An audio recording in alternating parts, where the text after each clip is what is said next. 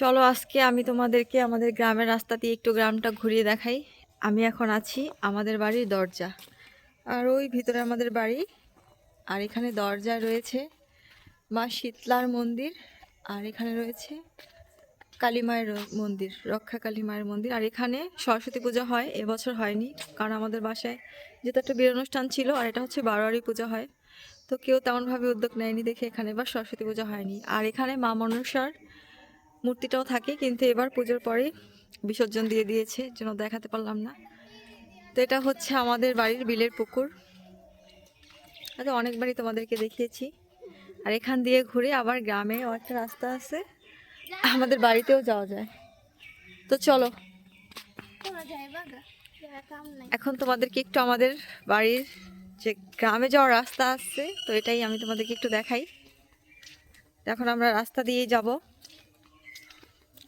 তো দেখি কতটা যেতে পারি। এই গ্রামের রাস্তায় তেমন বেশি একটা মানুষ চলাচল করে না, সবাই বেশিরভাগ মানুষই আমাদের ওইখানে যে মূল সড়ক আছে তো ওখান দিয়ে যায়। আর এই গ্রামের রাস্তা দিয়ে যাওয়ার সময় এই দুই পাশে ঘন সুপারির বন, সুপারির বাগান দেখতে পাওয়া যায়, যেটা অনেক বেশি মনোমুগ্ধকর। আমার কাছে তো অনেক বেশি ভালো লাগে। আমি মোটামুটি যেই কিছু গ্রামে গিয়েছি, তো সব থেকে আমাদের বাড়িটাই বেশি ভালো লাগে। আমাদের বাড়ির পরিবেশ এরকম আমি কোথাও দেখিনি, এত ঘন সুপারির বাগান আর এত সুন্দর প্রাকৃতিক পরিবেশ, এক কথা অসাধারণ। আর একদম নিরিবিলি শান্ত পরিবেশ। অপূর্ব, চলো একটু বাগানে যাই, আয়। আচ্ছা, তোমাদেরকে রাস্তা দেখানোর আগে একটু বাগানে ঢুকি।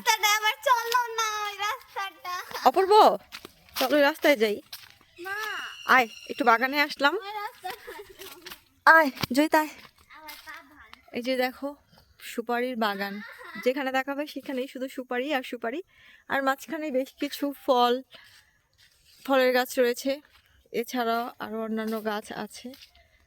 আমাদের এখানে বেশি দেখা যায় সৃষ্টি গাছ, কড়ই গাছ, মান্দার গাছ, এটা লাকড়ির জন্য হয়। তুই দেখো বড় গাছা সুপারির গায়ের মধ্যে, যেহেতু এগুলো টান দিয়ে উঠাতে খুব ভালো লাগে। এটা পরজীবী উদ্ভিদ, এটা জানো না? পরজীবী উদ্ভিদ মারলাম না, এটা আবার সমস্যা নেই, এটার গোড়া আছে।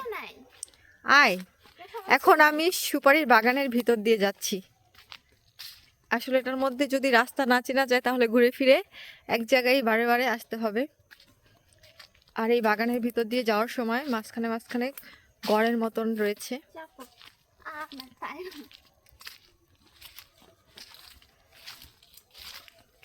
আমরা গতকাল এসেছিলাম, এসে চালতা নিয়ে গিয়েছি। আর ওই যে দেখো এই সুপারির যে অংশগুলো আছে এগুলাকে কি বলে যেন, বাইল আমাদের এখানে। তো এই বাইলও কিন্তু বিক্রি হয় এখানে। এই যে এখন 50 পিস বাইল 100 টাকা। এগুলা মানুষ নেয়, মানুষের পুকুর পাড়ে ছাউনি হিসেবে ব্যবহার করে, যাতে করে বাহির থেকে কেউ না দেখতে পায়, মানে বাড়ির যে মেয়ে বউরা আছে তাদেরকে। তার অন্যান্য কাজেও লাগে, জ্বালানি হিসেবে ব্যবহার করা যায়। তো এই গাছগুলো এখনো ছোট, আর এই যে দেখো বড় বড় সুপারির গাছ।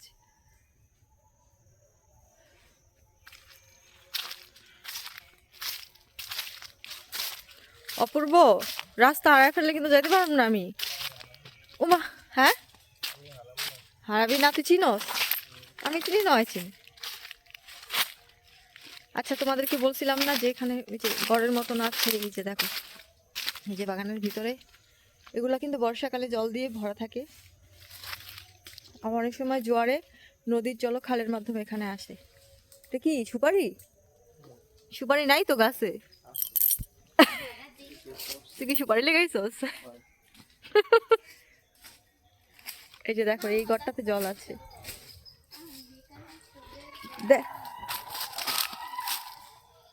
কি হয়েছে। আচ্ছা, এখানে দেখো বাদাম বাদাম পাওয়া যায় নাকি দেখতো? হ্যাঁ, আমি চিল্লাইলো কেন বুঝলাম না আমি কিছু। অপূর্ব দেখো বাদাম আছে নাকি? এই দেখো বাদামের পাতা কত বড় বড়, এগুলো হচ্ছে কাঠবাদাম গাছের পাতা। তো বাগানে আসলে কিন্তু অনেক কিছুই পাওয়া যায়, সুপারি, বাদাম। যদি এখন বাদাম দেখতেছি না, বাদাম মনে হয় নিয়ে গেছে টোকায়া। এই যে একটা পাইছি, এই যে দেখো, এগুলো হচ্ছে আমাদের এখানে, এগুলোকে আমরা কাঠবাদাম বলি। এরকম একসাথে ঢুকলে অনেকগুলো টোকা নিয়ে যাওয়া যায়। অপূর্ব চল বের হ। কি না চল।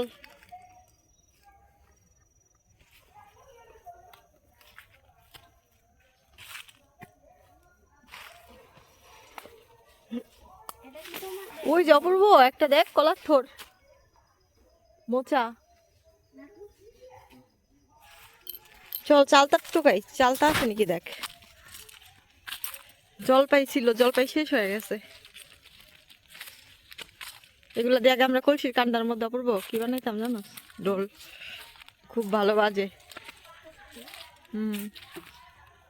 দেখো শহরের বাড়িতে মানি প্লান্ট টাকা দিয়ে কিনে মানুষ, আর এখানে মানি প্লান্ট দিয়ে ভরা।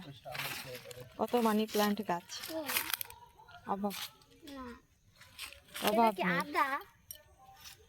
যাও যাও যাও বের হও।